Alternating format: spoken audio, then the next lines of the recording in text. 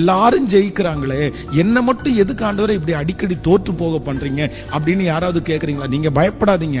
நீங்க அடிக்கடி தோற்று போவதற்கு காரணம் உங்க இருதயத்தை கர்த்தர் பலப்படுத்துறாரு, உங்களை ஸ்ட்ராங் பண்றாரு.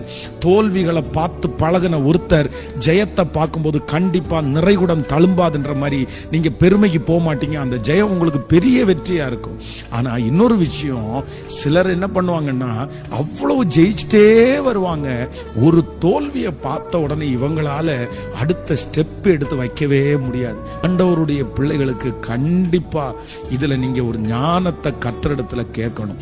எந்த இடத்துல நீங்க தோற்று போனாலும் ஒண்ணு நினைச்சுக்குங்க, அதுல ஒரு நன்மை இருக்கும். நீங்க தோற்று போனீங்களா, நீங்க பயப்படாதீங்க.